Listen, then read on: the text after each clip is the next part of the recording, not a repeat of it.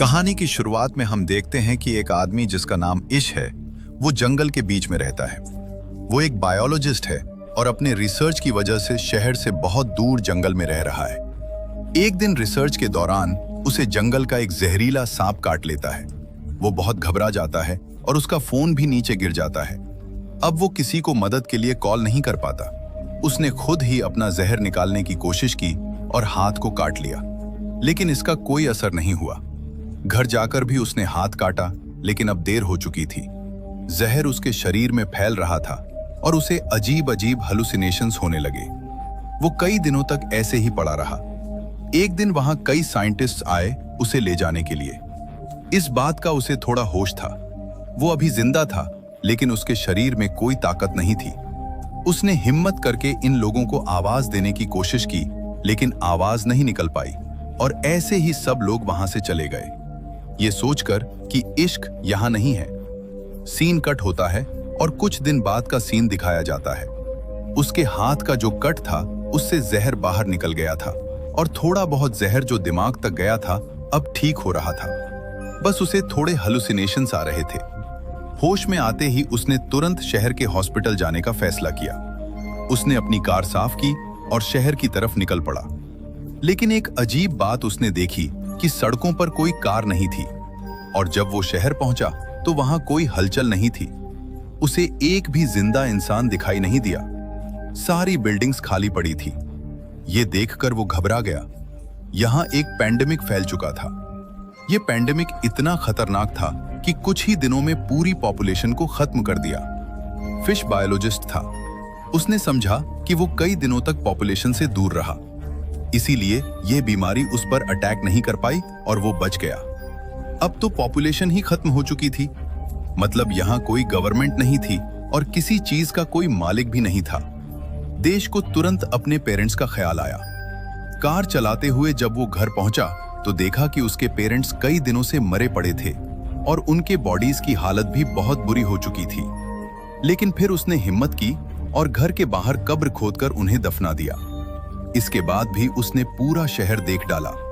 कोई और सर्वाइवर जिंदा नहीं था। ये सोचकर उसने दूसरे शहर जाने का फैसला किया। उसने लास वेगस जाने का प्लान बनाया। कुछ जरूरी सामान और एक गन लेकर वो निकल पड़ा। लेकिन जो ब्रिज लास वेगस जाता था वो भी सील्ड था। वो बहुत गुस्से में आया और लंबा रास्ता लिया। जैसे ही वो लास वेगस पहुंचा, देखा कि यहां भी सब लोग मर चुके थे। मॉल्स, बड़े होटल्स, कसिनोज सब खाली पड़े थे। थककर वो एक होटल में चला गया। उसने वहां रात बिताई और महंगी चीजों का मजा लिया, क्योंकि अब सब चीजें उसके लिए फ्री थी। उसे उम्मीद ही नहीं थी कि अब कोई मिलेगा। लेकिन अगली रात उसे दो लोग मिले। ये दोनों भी बीमारी से बच गए थे। लड़की ने अपनी दुख भरी कहानी सुनाई कि उसने अपने परिवार को वीडियो कॉल पर मरते देखा है और अब उसके लिए जीने की कोई उम्मीद नहीं बची। वो आदमी भी मरना चाहता था, क्योंकि इतनी अकेली दुनिया में जीना उसके लिए नामुमकिन था। उस रात ये लोग भी इश्क के साथ रुक गए। लेकिन सुबह होते ही इन लोगों की नीयत इश्क को खतरनाक लगी। उस आदमी के पास गन थी और वो चाहता था कि तीनों की मौत आसान हो जाए। लेकिन इश्क जीना चाहता था, इसलिए वो उठकर वहां से बाहर निकल गया और उसके पीछे उसे गोलियों की आवाज सुनाई दी। मतलब उन्होंने खुदकुशी कर ली थी। ये हादसा उसे और ज्यादा तोड़ गया। अब उसे साफ लग रहा था कि वो दुनिया में अकेला रह गया है। तेज कार चलाते हुए वो घर लौट आया। रास्ते में एक डॉग उसकी कार के सामने आ गया। वो डॉग भी बिल्कुल अकेला था, जैसे इश। इश ने उसे अपना बना लिया और उसे जीने की नई उम्मीद मिल गई। इश ने अपनी जिंदगी नए तरीके से शुरू की। सर्वाइवल बुक्स पढ़ने लगा। खाने पीने की कोई कमी नहीं थी। कमाने की अब जरूरत नहीं थी। हर दिन काम करता और टाउन में घूमता, इस उम्मीद में कि शायद कोई सर्वाइवर मिल जाए। लेकिन हर दिन निराश होकर लौट आता। एक दिन जब वो अपने डॉग के साथ खिड़की पर खड़ा चाय पी रहा था, अचानक उसका डॉग भौंकने लगा। उसे एहसास हुआ कि वहां कोई इंसान है। दूर एक घर से स्मोक निकल रहा था। मतलब वहां कोई इंसान हो सकता है। वो तुरंत कार निकालकर उस घर की तरफ गया जहां स्मोक था। खुशकिस्मती से वहां एक लड़की थी। उसे देखकर वो लड़की डर गई, लेकिन इश्क ने उसे यकीन दिलाया कि वो उसे नुकसान पहुंचाने नहीं आया।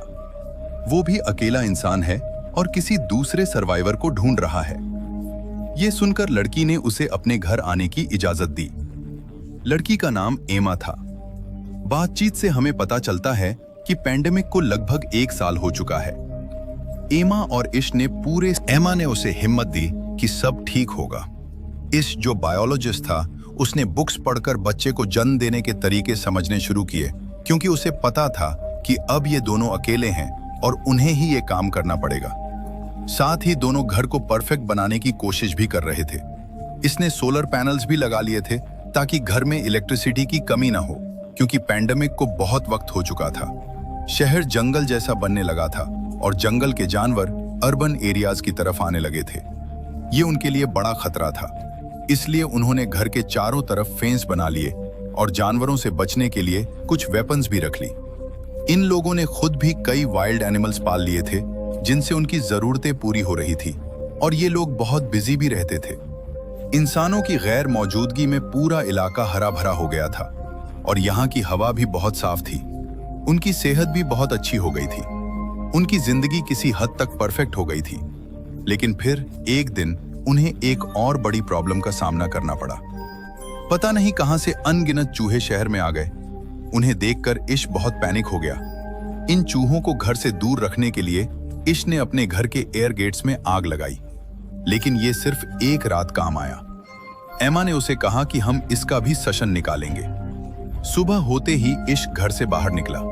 उसने आसपास कई कैट्स छोड़ दी।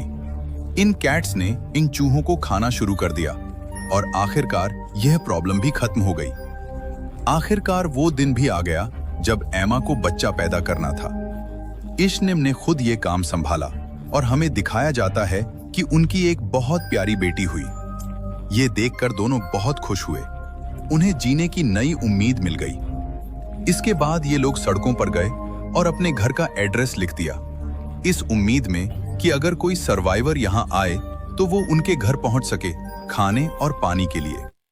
6 साल बाद इश किसी काम से जंगल जा रहा था कि अचानक उसकी कार के सामने एक जंगली जानवर आ गया। डरकर इश्क बाहर आया और उस जानवर को देखा।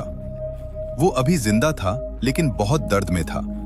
इसलिए इश ने उसकी तकलीफ आसान करने के लिए उसे गोली मार दी और मार दिया।